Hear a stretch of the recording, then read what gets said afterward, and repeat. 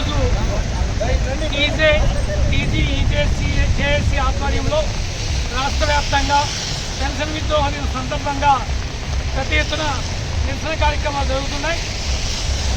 ప్రభుత్వం సెప్టెంబర్ 1 నుంచి ఈ సిపిఎస్ విధానాన్ని తీసుకొచ్చింది. ఇది ఉద్యోగ ఉపాధ్యాయుల బాధ్యత శాపంగా మారింది. ఇది మినిమం పెన్షన్ రానటువంటి పరిస్థితి. కార్పొరేట్లకి ప్రభుత్వం ఉపాధ్యాయులు ఉద్యోగుల యొక్క కష్టపడి సంపాదించుకున్నటువంటి ఆ జీతంలో కొంత భాగాన్ని కార్పొరేట్ల ప్రయోజనాల కోసం తాకట్టు పెట్టే స్కీమ్ తీసుకురావడం జరిగింది. ఇది ఉద్యోగులు ఉపాధ్యాయులు పెద్ద ఎత్తున నిరసన తెలిపడమే కాకుండా వివిధ సందర్భాల్లో మా జీవితాలని కార్పొరేట్ వ్యక్తులకు దాదాదత్తం చేస్తున్నారని చెప్పి నిరసన చేయడం జరిగింది. కానీ కేంద్ర రాష్ట్ర ప్రభుత్వాలు ప్రతి సందర్భంలో కూడా పార్లమెంట్లో పిఎఫ్ఆర్డీఏ బిల్లు ద్వారా చట్టం తీసుకొచ్చారు. ఈరోజు ఉపాధ్యాయ ఉద్యోగుల బాధ్యత ఇది మెడకి ఉరితాడులా పరిణమించింది.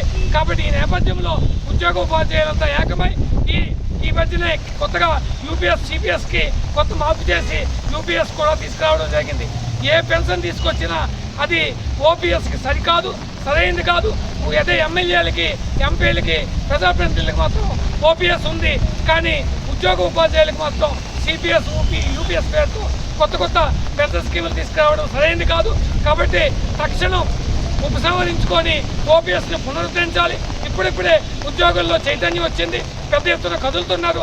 ప్రభుత్వాలు కనుక దీని గురించి సరిగ్గా ఆలోచించి ఈ సిపిఎస్ లేదా యూపీఎస్ని రద్దు చేసి మా ముందున్న ఏకైక లక్ష్యం ఓపీఎస్, దాన్ని సాధించుకునే వరకు మేము విశ్రమించాం. ప్రతి ఉద్యోగ ఉపాధ్యాయులు కూడా ఈరోజు జోరున వర్షం కురుస్తున్న రాష్ట్ర వ్యాప్తంగా ప్రభుత్వాలు హెచ్చరికలు చేస్తున్నా, బయటకు రావద్దని చెప్తున్నా ఉద్యోగుల ఉపాధ్యాయుల ఆకాంక్ష ఈ రూపంలో వచ్చింది. ఈరోజు గొడుగులు ఉన్నాయి. గొడుగులు లేకపోయినా వర్షం వచ్చిన ఈ పోరాటాన్ని ఆపం. కాబట్టి ఇప్పటికైనా ఈ వ్యతిరేకతను అర్థం చేసుకొని ప్రభుత్వం యూపీఎస్ లేదా సిపిఎస్ని రద్దు చేయాలి. లేకపోతే ఈ ఉద్యోగ ఉపాధ్యాయుల యొక్క ఈ ఆక్రోశాన్ని సవిచూడక తప్పదు. కాబట్టి ప్రభుత్వం సిపిఎస్ని లేదా యూపీఎస్ని రద్దు చేసి పాత పెన్షన్ విధానాన్ని పునరుద్ధరించాలని కోరుతున్నాం.